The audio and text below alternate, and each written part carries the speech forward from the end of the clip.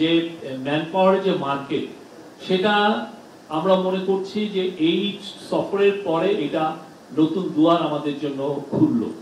এটার জন্য কিছু এগ্রিমেন্ট হয়েছে এবং আমরা আশা করছি এবং জাপানিজ কোম্পানিগুলো যারা আমাদের সাথে সেই একটা এই সংক্রান্ত একটা সেমিনার হয়েছে, সেখানে জাপানিজ কোম্পানিগুলো জানিয়েছে যে তারা আগামী 5 বছরে বাংলাদেশ থেকে 1 লক্ষ লোক দিতে চায়।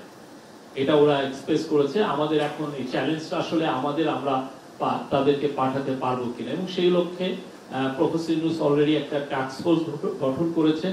একটা সমন্বিত উদ্যোগ আমরা নিলে 1 লক্ষ কেন, হয়তো আমরা এর চেয়ে বেশিও পাঠাতে পারবো। এরকম একটা কাজ নেপাল করেছে।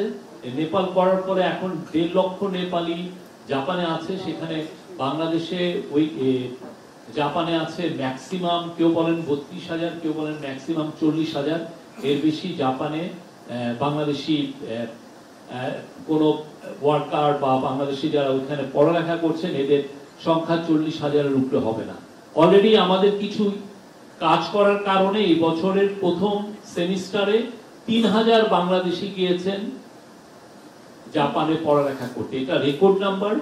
এবং এটার মূল কারণ ছিল যে তারা আগে যারা 3,000 বাংলাদেশি গিয়েছেন জাপানের ল্যাঙ্গুয়েজ ট্রেনিং এর জন্য, এবং এই ল্যাঙ্গুয়েজ ট্রেনিং এ আগে যেটা হতো যে কিছু ব্যাংকিং সমস্যা হতো এবং এটার কিছু ভিসাগত জটিলতা হতো, সেগুলোকে আমরা রিজলভ করেছি। এবং রিজলভ করার কারণে এই রেকর্ড পরিমাণ 1 সেমিস্টারে 3,000 বাংলাদেশি গিয়েছেন সেখানে পড়তে।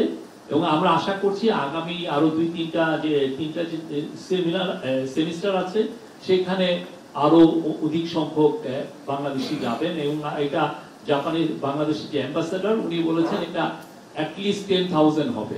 বাট আমাদের ইচ্ছা এই আগামী 5 বছর 1 লক্ষ বাংলাদেশিকে পাঠানো, এবং সেই অনুযায়ী কাজ হচ্ছে। ওই সংক্রান্ত যে সেমিনারে প্রফেসর ইউনূস বক্তব্য রেখেছেন, আমরা আপনাদের সেই বক্তব্যটা শেয়ার করেছি। এবং ওইখানে ইভেন অন্যান্য যারা বড় বড় যারা রিক্রুটমেন্ট করে তাদের সাথে উনি আলাপও করেছেন, 1-to-1 আলাপ করেছেন। এবং আমরা আশা করছি যে জাপানে বাংলাদেশের যে আগে যে ইমেজ ক্রাইসিস ছিল সেটা থাকবে না, প্রচুর বাংলাদেশি যেতে পারবে। এবং সত্যিকার অর্থে আমরা এমন সময় জাপানে এটা নিয়ে মুভ করছি যে এই সময় জাপানে যেগুলো ট্র্যাডিশনাল সোর্স থেকে জাপান তাদের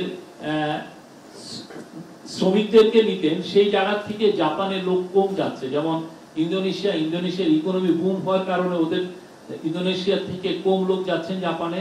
সিমিলারলি ভিয়েতনামেরও একই অবস্থা। আর মায়ানমার থেকেও অনেকে যেতেন, কিন্তু মায়ানমারে এখন আপনারা জানেন একটা যুদ্ধাবস্থা, সেই জন্য যেতে পারছেন না। আমরা মনে করছি এটা বাংলাদেশের জন্য পারফেক্ট টাইম। এবং আগামীতে আমরা মনে করি যে প্রচুর সংখ্যক বাংলাদেশি যাবেন। এটা একটা বাংলাদেশের ইম্পর্টেন্ট ম্যান পাওয়ার ডেস্টিনেশন হবে।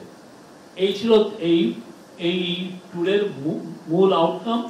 এছাড়া উনি জাইকা চিফের সাথে মিটিং করেছেন, কয়েকজন মিনিস্টারের সাথে কথা বলেছেন, জাপানিজ বিজনেসম্যানদের সাথে কথা বলেছেন। এটা ছিল খুবই একটা সফল ট্যুর। এবং এর বাইরে নিকে ফোরামে উনি কথা বলেছেন। নিকে ফোরামের বক্তৃতাটাও আমরা আপনাদের সবার সাথে শেয়ার করেছি। এবং ওইখানে নিকে ফোরামে আপনারা জানেন মাহাথির মোহাম্মদ এসেছিলেন। মাহাথির মোহাম্মদের সাথে ওনার 1-to-1 একটা মিটিং হয়। এটা খুবই লাইভলি একটা মিটিং ছিল। এই আর আজকে আগামীকাল আমাদের একটা ইম্পর্টেন্ট মিটিং আছে, সেই বিষয়ে আমাদের deputy press secretary Azad Majumdar বলবেন।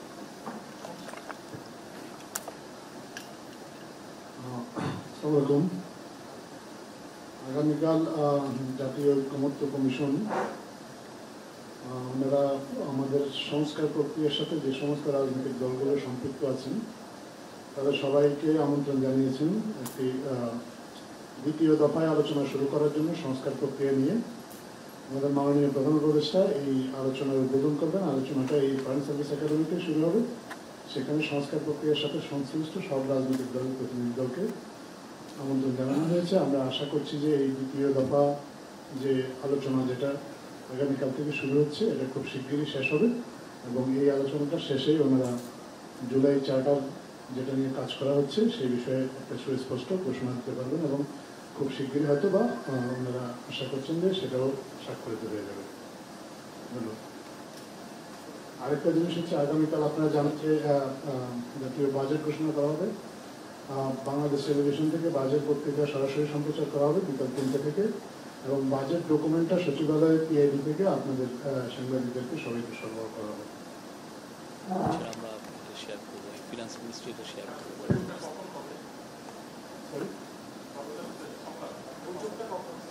এটা আগামীকাল বিকাল 4:30টায় এটা শুরু হবে। সংস্কার প্রক্রিয়ার সাথে সংশ্লিষ্ট এর আগের দফায় যাদের সাথে যেই সমস্ত রাজনৈতিক দলগুলোর সাথে আলোচনা হয়েছে তাদের প্রত্যেকের প্রতিনিধিকে আমন্ত্রণ জানানো হবে।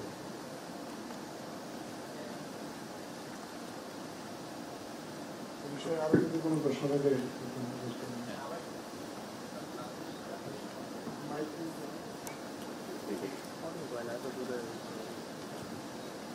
আমার নাম নাজমুল লিখন, আমি দেশ রূপান্তরে কাজ করি। আমি জানতে চাচ্ছিলাম যে 1 লাখ যেই জনশক্তি জাপানে পাঠানো হবে তারা আসলে কি ধরনের জনবল, এটা স্কিল সেমি স্কিল না কি ধরনের জনবল? এটা সব ধরনের জব অপরচুনিটি হবে। এটার আসলে এটা নিয়ে কাজ করছেন যারা বাংলাদেশি যারা অভিবাসী আছেন সেখানে, তারাও এটা নিয়ে কাজ করছেন। তো ওদের ডিমান্ডটা সব ধরনের ডিমান্ডই আছে, বাট ওদের মূল বিষয়টা হচ্ছে যে একটু ল্যাঙ্গুয়েজ ট্রেনিংটা লাগে। তো বাংলাদেশে যেটা হচ্ছে যে আমরা যেই ল্যাঙ্গুয়েজটা ট্রেনিং দিচ্ছি সেটা হচ্ছে ওদের স্ট্যান্ডার্ডে বলে N5। তো ওরা আসলে চাচ্ছে যে N4 এ যে যাবে সে সাথে সাথেই যে কোনো ধরনের চাকরি পাবে, depending on his or her skill. তো এইটা ওরা ল্যাঙ্গুয়েজে জোর দিচ্ছে, বাট ইদানিং ইভেন ল্যাঙ্গুয়েজের ক্ষেত্রেও আমরা যেটা দেখছি যে ওরা কিছু কিছু ছাড় দিচ্ছে, বিশেষ করে যেমন ধরেন বাস ড্রাইভারের ক্ষেত্রে। আগে যেটা N4 ছাড়া ওরা নিতই না, এখন ওরা বলছে যে না N5 নিবে। ওরা এইটা আমরা আশা করছি যে আরো সামনে এটা নিয়ে আরো আমাদের মধ্যে কথাবার্তা হবে, এবং এই দুয়ারটা আমরা মানে এটা খুবই প্রফেসর ইউনুস এটা খুবই চেষ্টা করছেন যে এটা যত দ্রুত এই দুয়ারটা খুলে এবং যত বেশি সংখ্যক বাংলাদেশকে আমরা জাপানে পাঠাতে পারি।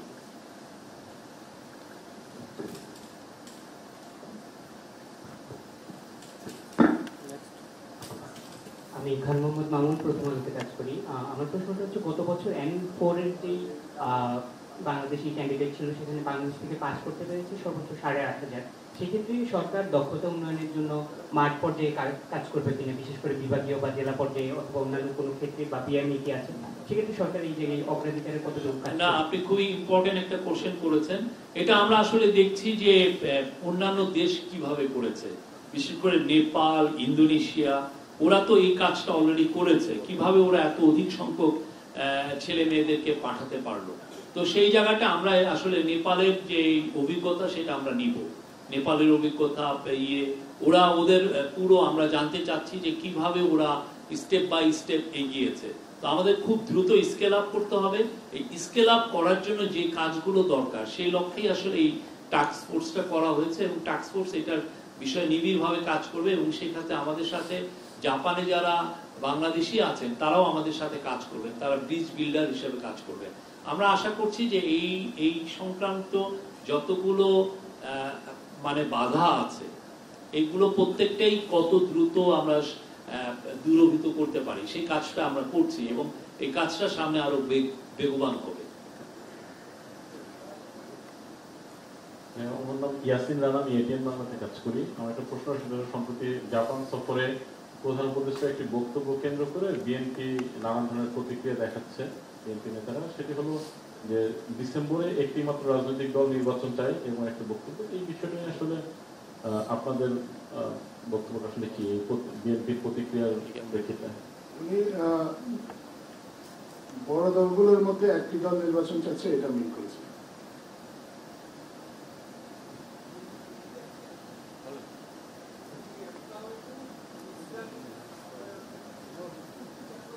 আমি একটু ক্লিয়ার করি, বড় দলগুলোর মধ্যে একটি দল ডিসেম্বরে নির্বাচন চাচ্ছে, এটা বলছি। নির্বাচন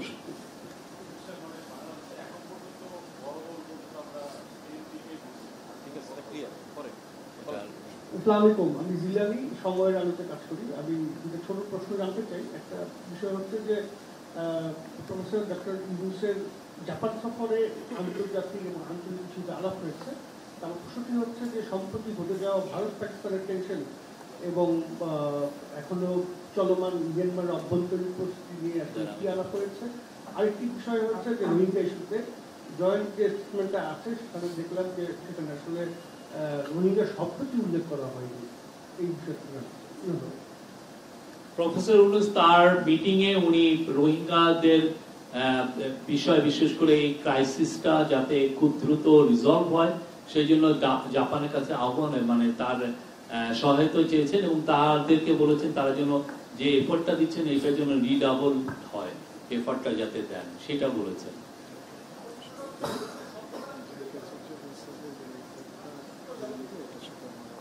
আর জাইকা চিফের সাথে ওইটা নিয়ে আলাপ হয়েছে এবং জাইকা চিফ বলেছেন যে যারা ইন্টারন্যাশনাল, যারা এই যে হিউম্যানিটেরিয়ান যে রেসপন্সের যে বিষয়গুলো আসে সেটাই যারা তারাও এটার সাথে সংযুক্ত হতে চায় এবং তারা এটার সাথে পার্টিসিপেট করবে, তারাও আমাদের সাথে আছে। আর একটা প্রথম কোশ্চেন কি বললেন? ভারত পাকিস্তান টেনশন এবং মিয়ানমারের অভ্যন্তরীণ পরিস্থিতি নিয়ে কি আলোচনা? না না, এটা তো আমাদের সাথে ওনাদের বায়োলেটারাল মিটিং হয়েছে, সেটা আমাদের সাথে ওনারা বলেছেন যে বাংলাদেশের এই বে অফ বেঙ্গল রিজিয়নে এবং এই পুরো ইন্দো প্যাসিফিকে বাংলাদেশের ইম্পর্টেন্সটা খুবই তারা হাইলাইট করেছেন, বলেছেন। তারা বলেছেন যে এটা মানে পিস অ্যান্ড স্ট্যাবিলিটি এই পুরো রিজনের জন্য বাংলাদেশের পজিশনটা খুবই ক্রিটিক্যাল এবং ওরা সেই অনুযায়ী বাংলাদেশের এফার্টটাকে তারা প্রেজ করেছেন। রোহিঙ্গা নিয়ে আমার প্রশ্নটা ছিল যে আসলে জয়েন্ট স্টেটমেন্টে রোহিঙ্গা শব্দটি আমরা ইউজ করি না, এটা আসলে কেন? রোহিঙ্গা শব্দটা তো বারবার আসে, তো আমরা কি রোহিঙ্গা শব্দটা কোনো সময় ড্রপ করেছি? না, এটা যে থাকতেই হবে এমন তো না, আমরা তো বারবার এটা নিয়ে আলাপ করছি, তো সব সময় আলাপ করছি। তো প্রফেসর ইউনূস কি কোনো সময় আগের মতো দেখেছেন? আগের রেজিম তো এফডিএমএন বলতো সব সময়, রোহিঙ্গা শব্দ বলতে ওনাদের একটু কষ্ট হতো। উনি তো বারবার রোহিঙ্গা করছেন। আমি আপনাকে কত ভিডিও দেখাবো এটা নিয়ে উনি বলছেন রোহিঙ্গাদের সাথে যে উনি চিটাগাং এর ডায়ালগে কথা বলেছেন।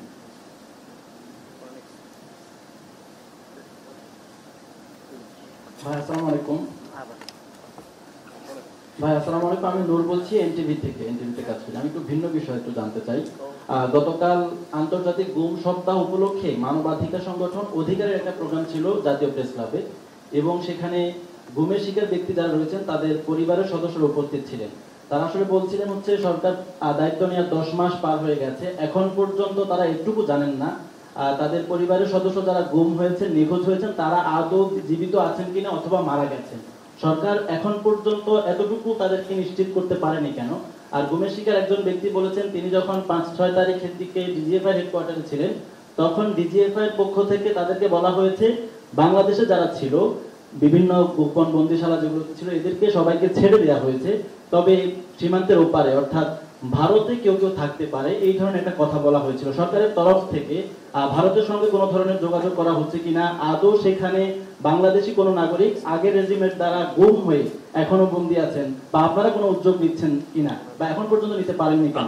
আপনি কি গুম কমিশনে কি ভিজিট করেছেন, গিয়েছেন কোনো একবার? না। এই যে গুলশানে যে গুম কমিশন যে কাজ করছে আপনি একবারও ভিজিট করেছেন? না। তাহলে আপনি যদি যেতেন তাহলে দেখতেন যে তারা দিন রাত কাজ করছে। আমি নিজে গিয়েছি, সবার টেস্টিমনি নিয়েছে। এই জিনিসটা তো খুবই প্রতিটা ডিটেলস নিতে হয়।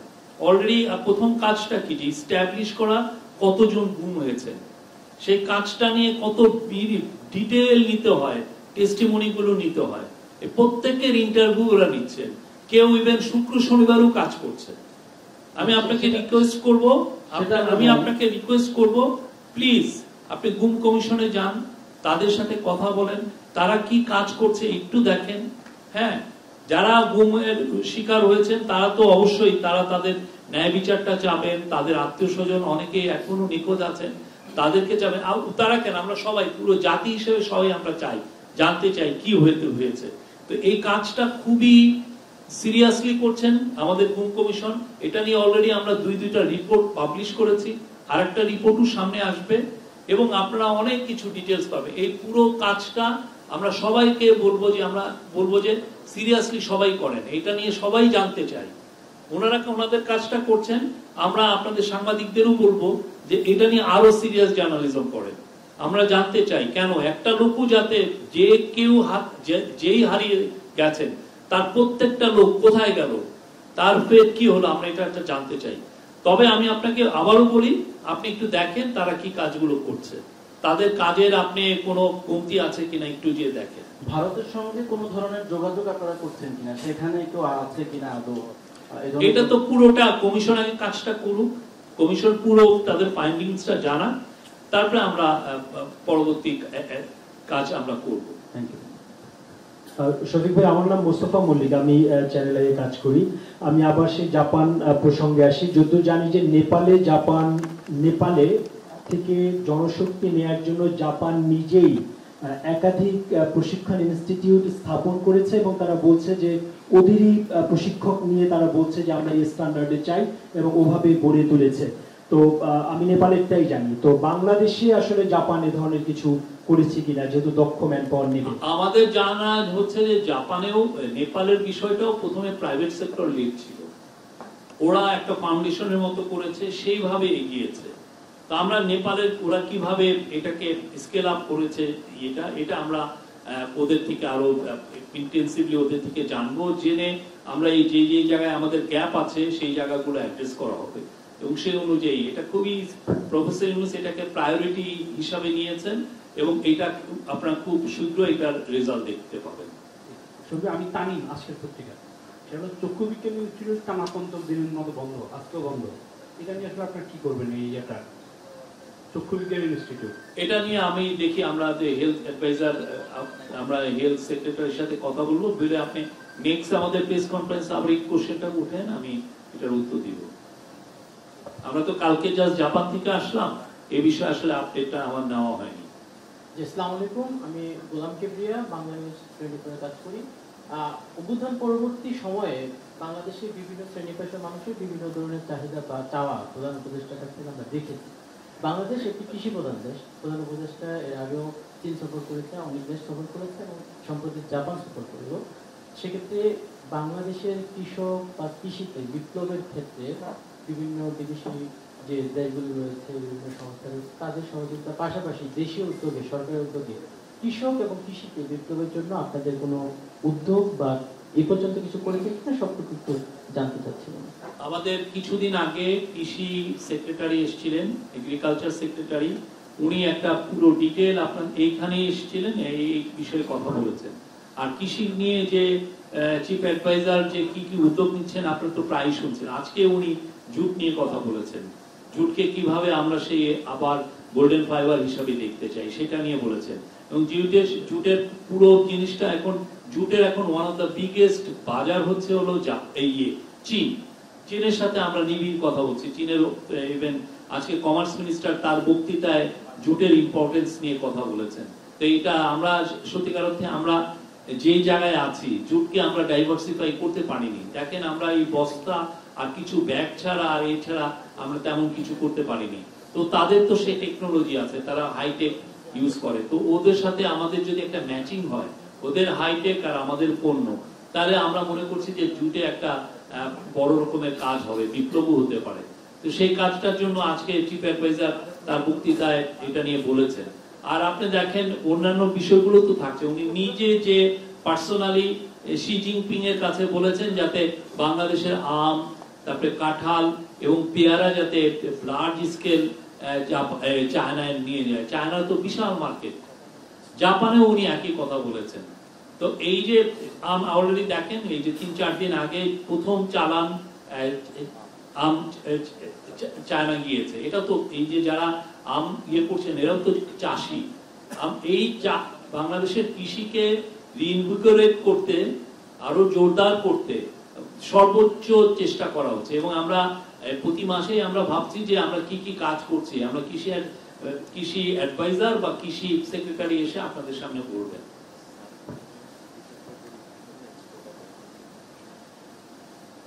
আমি ফয়জুল ফয়সাল, হ্যালো বাংলাতে কাজ করি। বর্তমান সময়ে আমরা দেখতে পাচ্ছি যে মানবিক করিডোর নিয়ে সব জায়গায় আলোচনা সমালোচনা হচ্ছে। তো এই মানবিক করিডোরের সুনির্দিষ্ট তথ্য আপনাদের কাছে আছে কিনা, যে মানবিক করিডোর আদৌ দেওয়া হবে কিনা? জাতি এই নিয়ে খুবই এটা জানতে চাই আপনাদের। এটা নিয়ে আমাদের ন্যাশনাল সিকিউরিটি অ্যাডভাইজার 1 ঘন্টারও বেশি কথা বলেছেন এই কিছুদিন আগে। আপনি কি ওই পুরো ভিডিওটা দেখেছেন? আমি আপনাকে অনুরোধ করব এটা নিয়ে একটু দেখেন। আমরা এটা নিয়ে অনেকগুলো স্টেটমেন্ট দিয়েছি, এটা নিয়ে কোনো ধরনের কোনো অ্যাম্বিগুইটির কোনো সুযোগ নেই। উনি এটা নিয়ে বারবার বলেছেন। আমি আপনাকে অনুরোধ করব সেই ভিডিওটা একটু দেখেন।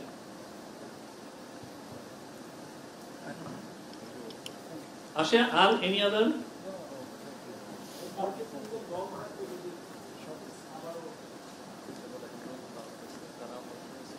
শফিক ভাই, সংস্কার প্রক্রিয়ার সাথে যারা যারা অংশ নিছে, এর আগে যাদের সাথে এই বিভিন্ন পর্যায়ে কনসেনসাস বিল্ডিং কমিশনের মিটিং হয়েছে, তাদের সবার প্রতিনিধিকেই আমন্ত্রণ জানানো হয়েছে। না, এটা ধারাবাহিকভাবে হবে। আগামীকাল শুরু হবে 2য় পর্যায়ের আলোচনা। মাননীয় প্রধান উপদেষ্টা এই আলোচনাটা উদ্বোধন করবেন, কিন্তু ওনার উদ্বোধনের পরও আলোচনাটা কন্টিনিউ করবে। আমরা আশা করছি ঈদের আগে আরো 1-2বার আলোচনা হবে, ঈদের পরপরই হয়তো আবার নতুন করে আবার শুরু হবে, এবং আমরা আশা করছি যে খুব শীঘ্রই এই আলোচনাটার একটা সমাপ্তি জানা যাবে। শফিক ভাই, আমার নাম সম্রাট আনোয়ার, আমি এটিএন নিউজে কাজ করি। শফিক ভাই, কিছুক্ষণ আগে আপনি একটা এখানে আপনি একটা স্ট্যাটাস দিয়েছেন, সেখানে বলেছেন যে আগামী বছরের 30 জুন মাননীয় প্রধান উপদেষ্টা তার আগের রোলে ফিরে যাবেন।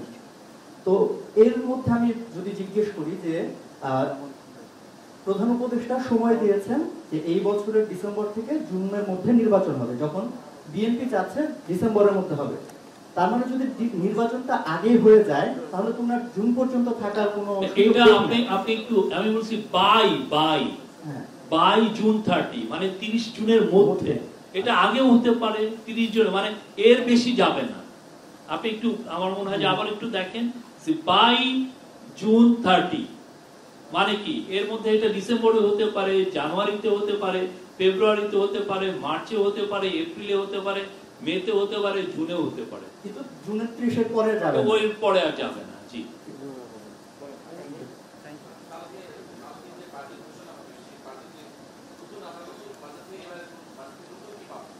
আগামীকাল বাজেট ঘোষণা হলে আপনারা যাবেন। এটা নিয়ে আমাদের ফিনান্স অ্যাডভাইজার 3 তারিখে এই সম্ভবত ওসমানী যে হলে উনি কথা বলবেন 3টার সময় এটা নিয়ে। তখন আপনাদের যত কোশ্চেন আছে উনি নেবেন। থ্যাংক ইউ ভাই।